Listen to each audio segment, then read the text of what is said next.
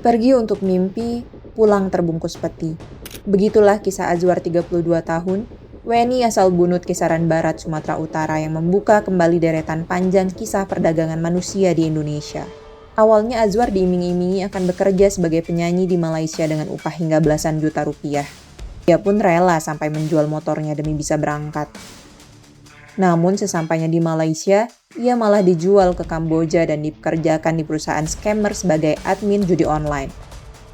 Azwar sempat hilang kontak, namun kembali menghubungi keluarganya 1 bulan kemudian. Pada awal Juni 2025, ia meminta tolong keluarga untuk membayarkan uang tebusan puluhan juta agar ia bisa pulang ke Indonesia.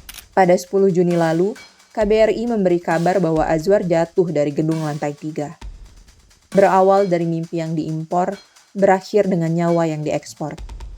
Selamat datang di industri perdagangan manusia abad 21. Azwar bukan yang pertama. Tahun demi tahun, daftar korban terus bertambah. Dan kagetnya lagi, Indonesia masuk ke dalam zona perbudakan manusia terbesar di dunia. Dalam buku perdagangan orang yang ditulis oleh salah satu penulis, Sally Susiana mengungkap bahwa sebagian besar korban dari perdagangan orang ini adalah perempuan dan anak. Mereka diperdagangkan dengan berbagai tujuan. Mulai dari pelacuran, kerja paksa, atau pelayanan paksa, praktik serupa perbudakan, penghambaan, bahkan pengambilan organ-organ tubuh. Kasus Azwar hanyalah satu bab dari novel horor yang lebih besar. Ada Linda, seorang perempuan muda yang disekap di Myanmar bersama puluhan WNI lainnya. Mereka dipaksa menjadi scammer. Ada Andi, ada Siti, ada puluhan nama lain yang mungkin tak masuk berita karena siapa yang peduli pada buruh migran kelas bawah.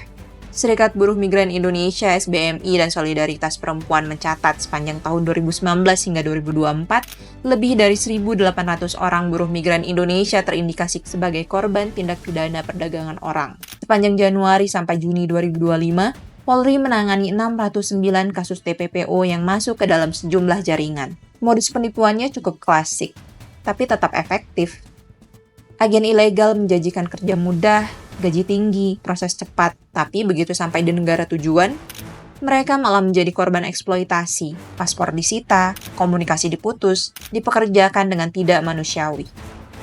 Ironinya lagi, ada juga yang dijadikan operator penipuan daring, diminta menipu orang Indonesia dari luar negeri, dipaksa jadi penjahat di negara orang dengan ancaman disiksa kalau menolak. Badan Perlindungan Pekerja Migran Indonesia dan Kementerian Luar Negeri memang terus bekerja keras mengevakuasi korban. Tapi kita harus jujur, ini belum cukup. Belum ada sistem perlindungan yang kuat dari hulu ke hilir. Edukasi minim, pengawasan lemah, kerjasama internasional belum optimal. Bahkan, sindikat perdagangan manusia terorganisir lintas negara masih lebih cepat daripada respon kita. Yang lebih menyedihkan, kadang korban juga yang disalahkan. Dibilang salah sendiri kenapa nggak melalui jalur resmi. Padahal kita tahu, jalur resmi pun membutuhkan proses yang lama.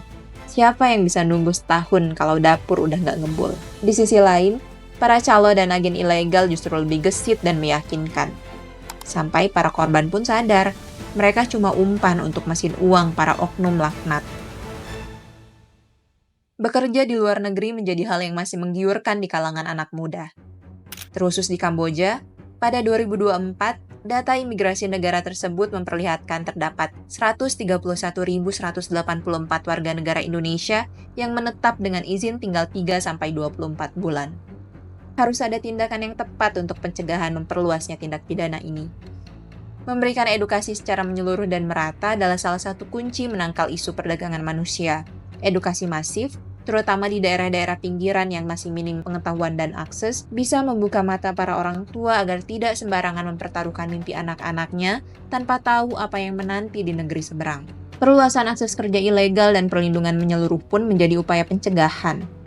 Pemerintah harus bisa membuat skema pengiriman tenaga kerja yang aman, murah, cepat, dan transparan. Begitu juga dengan kerjasama internasional yang harus lebih tegas. Nggak cukup sekedar kirim nota diplomatik. Kejar pelaku, bubarkan jaringan, dan hukum mereka yang memperdagangkan manusia dengan hukuman berat.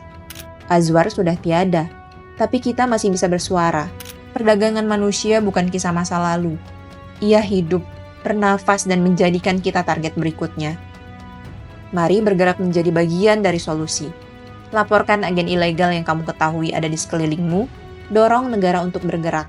Hari ini Azwar, besok bisa jadi siapa saja, sebab tidak ada pekerjaan seharga nyawa. Let's stop human trafficking.